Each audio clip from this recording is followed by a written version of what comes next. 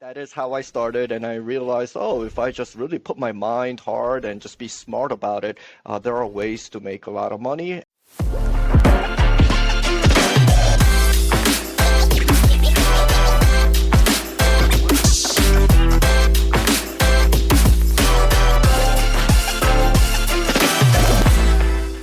Hey everyone, and welcome back to the First Hustle Then Brunch podcast. As you know, I love talking about side hustles and hearing about other people's experiences with them. And earlier this year, I met today's guest, Moses Chung, and he shared some of his story with me, and I was blown away by what he was able to accomplish with side hustles and various businesses he had started. So I had to make sure I got him on the show. Moses is currently a tax accountant advisor and financial coach on his way to becoming a CPA financial planner. But like I said, he's previously done over 30 things throughout his career. So without further ado, let's get into it. Hey, Moses, welcome to the show. Hi, thank you for having me as your guest. I am really excited to be a part of this. Yeah, I'm so excited to have you on. So I guess before we dive in, would you like to give a quick overview about like who you are, where you're from, a little bit about your background, and then we'll kind of dive deeper into your career. Sure, a little bit of my background. I don't know how deep I should get into it now, but we met here in North Carolina, but it's been less than 2 years since I've been living here. I spent 30 plus years in New York, Queens, to be more specific. That's where I'm from. And I was going through a career change several years ago. And as I was going through that, I decided, what other change do I want while I'm at it? And me, my wife, and my three little kids decided to transition down here. And we're putting down roots and starting a new life here, so to speak. Nice. I love that. I feel like so many people moved from up north down to the south, and we kind of just stayed here. So yeah, I can definitely relate to that. So I would love to hear more about your career path. I know we talked about it months ago when we first met, but can you go ahead and tell us a little bit about, I know you went to divinity school, correct? And, your whole journey since then. Yeah, I will try to be brief about it because I've had so many different moving parts. Oh, no worries. Go for it. Yeah. Um, So I did go to seminary school. I was a preacher for over 10 years of my adult life in New York. And that is what I transitioned from before moving here to North Carolina. But before becoming a preacher, I was hustling pretty hardcore in a lot of different illegal activities. I was a relatively successful drug dealer for a while, and I think that's where my first like hustling mentality came from. Like, hey, I can go out and do stuff and make some money. It is not something that I recommend to your listeners. Yeah, but we're that not is supporting how that, but no, gotta please respect the don't. But hustle. yeah, that is how I started, and I realized, oh, if I just really put my mind hard and just be smart about it, there are ways to make a lot of money. And then while I was living that kind of lifestyle, I went through a radical change through the gospel of Jesus Christ, and then I decided, you know what, I wanna spend time in becoming a preacher. That's why I went to school, and then I worked for a local church for 10 years. And then I transitioned out of that. I just thought it was time for a change. And so I just thought, what would I be good at? What would I enjoy doing? I thought I'm really good with numbers. I love people. I love to hustle. I hate taxes. So I put all of those things together, and I thought, you know what? If I become a CPA financial planner where I help people make good tax decisions and financial decisions, that would be a good career track for me. So I went back to school to get a second master's degree in accounting and personal finance. But while being a student, I still needed income because I was married, I had kids. I wanted to make sure there was some stability in my family's life. So for about 2 years while I went back to school, I probably did around 20 different side hustles. That's And amazing. I enjoyed it. Yeah, I enjoyed it so much. A part of me wanted, hey, I could just do side hustles for the rest of my life, but I also thought that, there's probably some wisdom in choosing a solid career track as well. So for an extended season of my life, I was just hustling like crazy, and those were some really enjoyable times of my life just because it fit my personality and what I enjoyed and things like that. Yeah. So you said you started doing these side hustles while you were in school. How much Yes. time did you have available to work those side hustles? That's a good question. I was a full-time student for like a full 24 months, 2 years Hmm. basically. And so I think one of the beautiful things about side hustles, at least the way I approached it, is the time flexibility. So I'm sure there were weeks when I spent as few as 5 to 10 hours per week. And then there were other weeks I probably spent 40, 50, 60 hours per week, Hmm. depending on school schedule, family schedule, and just how much I wanted to work or how much I didn't want to work. I value freedom and flexibility quite a bit, so I just kind Yeah, of same went here. at my own pace. Yeah. Yeah. So I guess since you did over 20 different side hustles during that time, you were probably juggling a lot and had to deal with time management and scheduling all of those activities. So how did you manage your time and stay on top of it?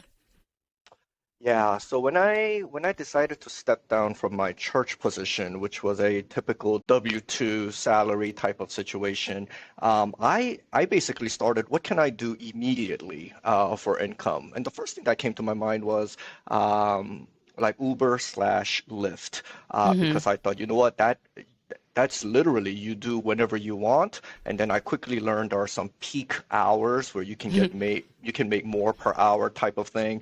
So Yeah. I started with that, and then I was able to pick up more private driving job opportunities for people I knew or people I met through driving for Lyft, Oh, cool. and then it just expanded from there. But yeah, I'm not a very disciplined person. It's one area of my life I really need to grow in. But again, that's where side hustles are so great. You don't have to be overly disciplined. Of course, it helps, but you just kind of go, okay, this is what I want to do today. Let's go make some money type of mentality. Yeah, this is like the pro and con of side hustles. You're your Yeah, own boss most likely when you're running a right. side hustle. So if you want to make money, you have to work. And if you don't work, usually you don't make as much money. So it's That's like right. you just have to put in the effort and make time for it. Hmm. Yeah, makes sense. Yeah. So can you share? I know you just mentioned Uber and Lyft. What other side Yeah. hustles did you do? And I know there's a lot. So if you need, take some time to remember them all. Sure. I probably can't remember all of them because some of them were very short-lived. It was Hmm. temporary. But I remember, and I'm very active on social media on my personal page. Basically, anyone who's a Facebook friend or Instagram follower, they know what's going on in my Hmm. life. Um, and so people knew, Moses is going through this change and he's out there like going back to school. This is what he wants to do. But he's also looking for different kinds of work. So different kinds of employers offered me jobs. For example, one of them was a friend of mine, and he was a contractor. Basically renovating homes and things like that. And he said, "Hey, Moses, do you want to work a little bit for me?" And he'll pay me an X amount of dollars per hour. I was like, "Yeah, sure. I'd love to make some money and also learn a little bit about what that industry is like." Yeah. So I helped him, starting with the very basics, like renovating homes, learning stuff that I'm not usually used to doing. I'm not a very like hands-on person, but I did some of that, and through that, I was working on a home for a very elderly man in his late 80s, mid 80s, I should say. And we found out, oh, we went to the same seminary school. And so he was like, oh, here's Moses. He's single, and he's like, I can use some extra help in my personal life. So he said, do you want a job basically becoming my personal assistant, like driving him around places, helping him get some paperwork done, organize his home, just to be a friend, and things like that. So I Yeah. grew a friendship with him, and he was very generous with how he compensated me just to be a part of his life and help him with various tasks in his life. So that was Hmm. another source of income during that transition. I had a friend who was a pharmacist, and she owned her own little store near where I lived, and she was like, "Hey, I need a new driver. Do you want to drive for me delivering drugs?" And I was like, "I'm used to doing that." Uh-oh. So,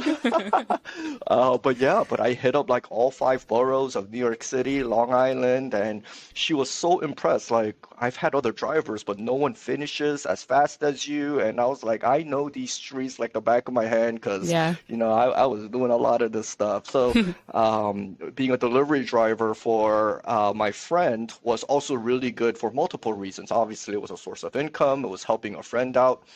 But I realized I love driving jobs because when you spend a lot of time on the road, for someone like me who loves listening to podcasts, both for educational purposes and for entertainment purposes, it was like, man, I love driving, I love listening to podcasts, and I can get paid to just step out of my car for a little bit to drop off whatever. It was like the best of many worlds Yeah. coming together.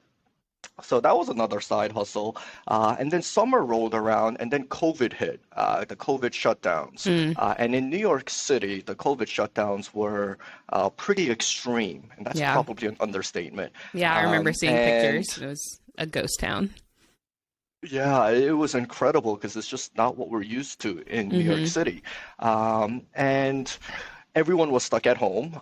Families were stuck with their children because schools were shut down. Everyone was doing remote education and things like that. And I personally have a strong hatred for mosquitoes. So every year I'm looking, what are the best ways to make sure that mosquitoes are nowhere near my home, nowhere near me, just because of how much I hated them. And then somebody introduced this product that's relatively safe for children, pets, and things like that, and it's very effective. I tried it; it worked great on my home. And then I just thought of this idea: hey, everyone's stuck at home; they want to use their yards.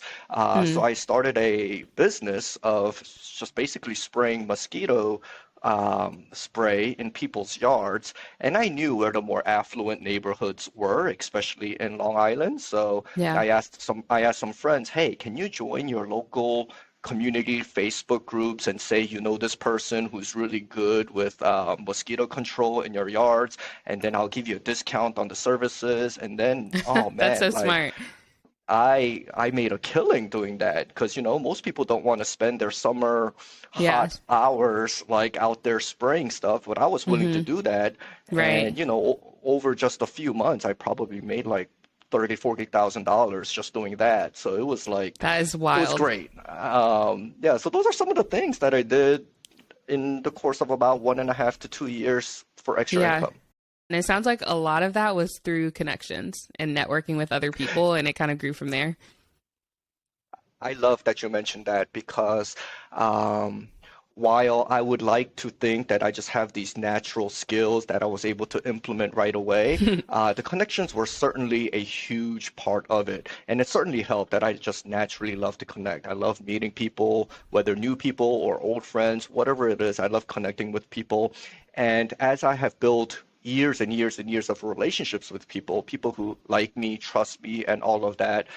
When it came time for them to see that, hey, here's Moses who can maybe help in some way, or maybe I can help him in some way, or both ways, those Mm-hmm. certainly opened up a lot of opportunities. So yes, that's a very big part of what has helped me with all the various side hustles. Yeah, that's so smart. Hmm. I love that. So I know Yeah, you just mentioned that you made probably over $30,000 in just a few months doing the mosquito yeah, repellent for the summer. yeah, Can you yeah. remember how much total you made from all of your side hustles in that short amount of time, that couple years that you were in school? Maybe about 150 or so, maybe 150 to 200 over one and a Yeah. half to 2 years. Yeah, That is awesome. I love that because I feel like, first of all, there's a misconception about side hustles, who should do side hustles. And maybe we should get into that now too. sure, Of like, side sure. hustles are only for people who are like struggling maybe to pay bills, or Hmm. like, for example, I have a full-time job and people are like, why do you have a side hustle too? And I'm like, first of all, I Sure, think everyone should have multiple sources of income. And like, regardless of what sure. I'm doing in my career for the rest of my life, probably Yeah. I'll be doing something else. Hmm. Like I've always had multiple jobs, multiple things going on. Okay. Yeah. So, yeah, did you encounter anything like that? What were people's perceptions? What were your thoughts on starting a side hustle? Yeah, you know what? That's a good question. I was less concerned about what other people's perceptions would be because I frankly don't care much what other people Love think of it. me. I know Yeah. what I want and I'm gonna go after what I want to go after. But Yeah. I did have to ask myself, is this how I should be spending my time, considering some of the long-term plans and goals that I had? And that was a little bit of a struggle for me. But what I came to was, you know what? I definitely could use the income. Hmm. And these side hustles were, it was not simply a job. It was something, whatever I did, it was things that I would actually enjoy doing. I love driving, and I was able to, like I said, listen to podcasts and get educated. When I was working for my friend who was doing the contracting work, like I was able to learn stuff that Hmm. as a homeowner, I was like, hey, these are skills that'll be valuable for me, for myself too, even when I stop doing this. Yeah. The mosquito spray business, that just brought me a great sense of fulfillment. Like people would my customers would text me saying like, Moses, I can't believe how effective your product is, and I had to go back every 3 4 weeks to do the treatment again, and I would get incredible amounts of support, and I would take screenshots of those text messages, and I would basically use that as advertisement on social media. This is the kind of satisfaction I give to people, and that would just make people be more interested. And Yeah. so everything I did was incredibly satisfying, not just for my bank account, but just in just how I felt. And I firmly believe that there are so many options for people, that even if you need to do something just for the money, pick something that you would enjoy doing because that will just Hmm. completely change your perception of side hustles. Yeah. Yeah. I agree. I feel like for the most part, all of the side hustles I've ever done have been really fun. I just realized some of them were more time Yeah, consuming than nice. others. And so then I was like, Sure. okay, how can I figure out how to make money, but also not spend as much time doing these things? So that, yeah, Sure. that is super Yeah. important. So you've mentioned a Hmm. couple of marketing tips and things that you've done. How did you Sure. learn all of that stuff? Yeah. Did you just kind of figure it out on your own, or did you have some marketing background, or yeah, what'd you do? No, I have no marketing background, but I did share earlier that in my between the ages of maybe 15 and 22, when I was selling illegal products, I had this idea in my mind that I was not like one of those tough gangster types of people. I just simply wasn't. I mean, when you told But me I had this this philo months ago, I was like, are you yeah. serious? Did you really? Yeah, but I was always a very social and just people-loving type of person. So when I was in those hustling days, the illegal hustling days, something that I always lived by was I want to treat my customers so well that if they ever needed anything, like Moses is the first guy that they would think of. And I was selling a wide variety of items, but it was like if I need something, Moses is the guy. He'll take care of me. He's honest. He'll be there on time, and so forth. And I think that's just kind of carried on in my side hustles later on in life. It's like whatever I do, do a good job.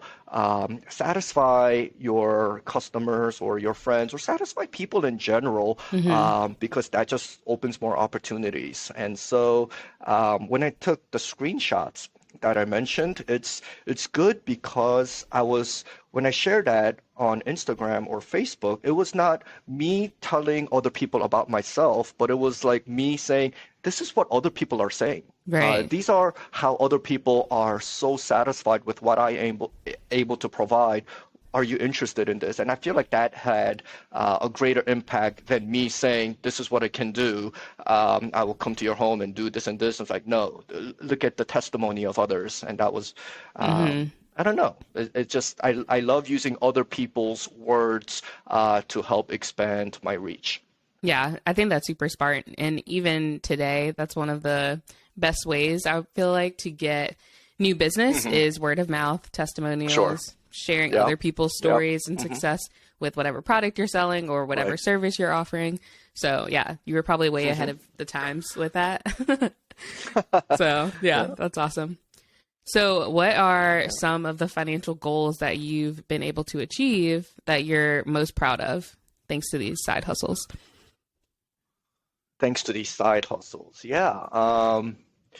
To be very honest, I probably did not need to do all of these side hustles, and maybe even I could have been okay not doing any of it because I've always been pretty good with my personal finance, family finance, and things like this. So when I first realized, okay, I'm going to step down from church, I'm going to go on this new track, I had saved up a good amount of money for this transition, Mm, but I didn't want to burn through all of that savings. That's why I went through all the side hustles. Let me try to hold on to the savings and live with just the side hustles.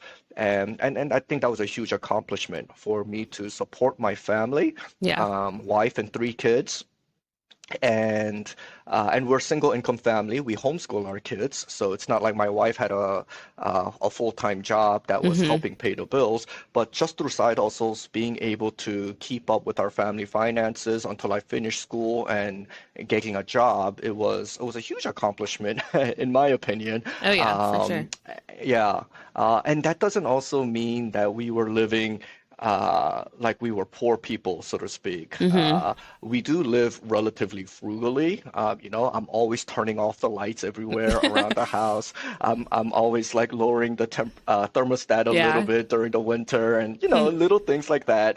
But I also know that we try to enjoy our lives. I want to provide experiences for our kids. I like to eat and drink out, and I Yeah. like to go on vacations. So there are areas that I think we're very good with being frugal, but I also know what kinds of experiences are enjoyable for myself and for my family. Hmm. And I don't try to be too cheap in those areas because I know that, what's the point of making money? It's ultimately to enjoy, Right. at least that's part of the purpose of money. It's to enjoy and use as a tool for something. If we're going to save 5, 10, $100 million, but we never enjoy life, I think that kind of defeats the purpose. Yeah, I agree 100%. When I first started getting into personal finance, I was reading all these Hmm. blogs from families and Yeah, couples that were like penny pinching and saving yeah. every dime and Hmm. not going anywhere, not traveling, not like doing Yeah, anything fun. And I'm just yeah. like, okay, I just graduated college. I'm trying to enjoy life. And like, this is Sure. my first time out living on my own. This is not Yeah, going to work for me. So yeah. I agree. Like, everyone has what different things that they value. So I think, if you're spending money on travel and that's something that you value and you're still able to save and hit your financial goals that way, then Yeah, go for it. Who's to yeah. judge you for, buying whatever purse or shoes, like whatever you want, if that's what you value, but Hmm. you're still hitting your goals, like who cares? Yeah, yeah. Yeah, Yeah, I hitting your agree. goals. I love that because you know what? To be very honest, it is a tough balance, right? You Hmm. want to enjoy, but you should have goals, and it's like, what do you prioritize? And especially if you have a partner or you're married, it's like it's not only about what you want, but there's other people involved. And then when kids come into the picture, it's like, okay, what's going to be good for both the short term, medium term, and the long term good of our whole family? So it's a Yeah. balancing act, but I personally enjoy thinking through those things and executing on those plans. So, Hmm. but I know not everyone enjoys that as much as I do. Yeah. Yeah, I Yeah. was gonna ask, did your wife ever try any side hustles? I don't know if she would call it a side hustle, but we got married when both of us were in graduate school. I Hmm. was in seminary school. She was in training to become a teacher, an earth science teacher. Yeah. And so we got married during school, and then she had graduated and she was interviewing schools in the New York City public school system to become an earth science teacher. And then that's when we were expecting our first child. So what Mm. she said was, I'm not going to teach for a couple of months and then take like X amount of months off and Right. have our kid be watched by someone else. She wanted to spend that early times with our child Hmm. and, God willing, our future children. So she never entered the workforce in like the full-time sense. But what she did was whenever she had some extra time and she wanted to, she did a lot of private tutoring.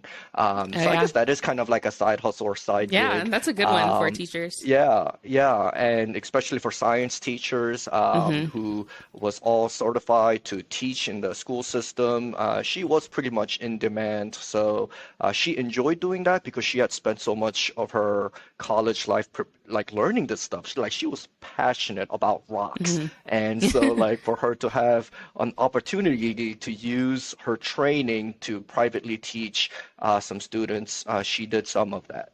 Okay. Yeah, that's super Yeah. smart. I had another teacher on the podcast a couple Okay. months ago, Diana Farman. If you're listening to this episode, you can go Hmm. back and listen to her. So she paid off Sure. over $200,000 worth of student loan debt in, I can't remember the amount of time, but I mean that's just an amazing feat in and of itself. And a Sure. lot of what she did was tutoring, after Yeah. school and on the weekends and that sort of thing. So yeah, Yeah. that's a really good side hustle too. Yeah. I think the one of the or some of the benefits of tutoring is if that's what you were trained to do, you probably entered that industry because you were either really good at it or you love the subject or both. So it's like it's again, it's a side hustle that you would enjoy doing. And when you're passionate about something and you have the opportunity to teach someone else about something you're passionate about, it's like so many compounding positive effects. And tutoring just per hour usually beats a lot of other side hustles out there Hmm. because you have expertise in a specific subject. Yeah, and I've Yeah. also found that doing certain services and things like that outside of a platform, for example, maybe Hmm. if you tutored through the school or you Yeah. tutored through some other organization, you may not make as much money as you would if you started Sure. doing it independently. So that's Sure. something else to keep in mind. Just like you were driving for Uber and Lyft, I'm sure you made a Yeah. lot more when you started driving privately. I did Oh the same yeah. thing. I Yeah. used to walk dogs and I would use like the Oh. WAG app and the Rover app. And then Yeah. after I would walk like the same dogs pretty consistently and, Yeah. had great testimonials from their owners, Hmm. they would reach out to me and just ask me to walk their dogs. So I'm like, oh yeah, you Sure. can pay me this, which was actually less than they were paying me on the app, but I would make more. Exactly. So yeah, Exactly. Both highly sides recommend. win.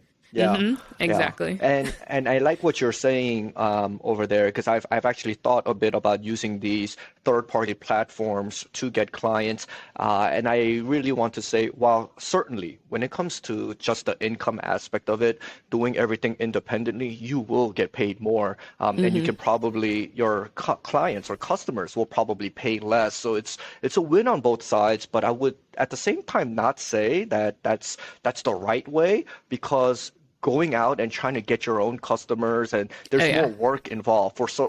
so for some people it makes sense. You know what, I don't want to go out there, these people will just bring me the customers. So it really depends on your personal circumstances. Hmm. Analyze it and do what you think is best for you. Yeah, for sure. I'd definitely say start Yeah. out on those platforms because I wouldn't have been able to connect with Sure. these people, otherwise if I hadn't used those Yeah. platforms first. Right. But over time, once you Yeah. build like Hmm. your clientele, if you feel like it's time to break out and do your own thing, then yeah, Yeah. that might be a good choice. Awesome. That's So right. throughout your journey doing side hustles, your career path overall, did you make any mistakes that you think would be important to mention along the way that could help somebody else?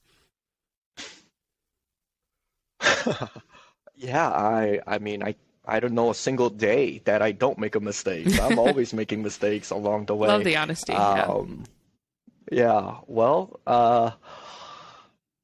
and it depends, I guess, how you perceive or interpret mistakes. As Hmm. someone who's constantly making mistakes, some mistakes are things that I really need to grow in improving. For example, I mentioned that I am not the most disciplined person, and part of the effect of not being disciplined is sometimes I waste a lot of time, or I'm lazy, or I procrastinate, or something like that.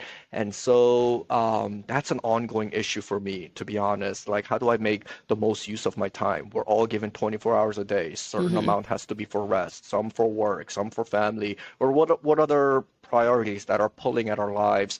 And if I was to add up all the number of hours that I've procrastinated or Hmm. wasted or something like that over the years, I would it's not a pleasant feeling. But you know what?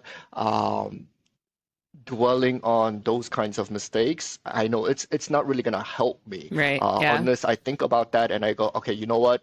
That's what I did. I know it's not fruitful for my long-term plans. It's not fruitful for my character development. What is the best way forward? Whenever I catch myself procrastinating or being lazy or wasting time or whatever, just tell myself it's okay to rest, but it's not okay to take it too far and just be unproductive for extended periods of time, and just doing the best I can from here and onward, and constantly reminding myself of that.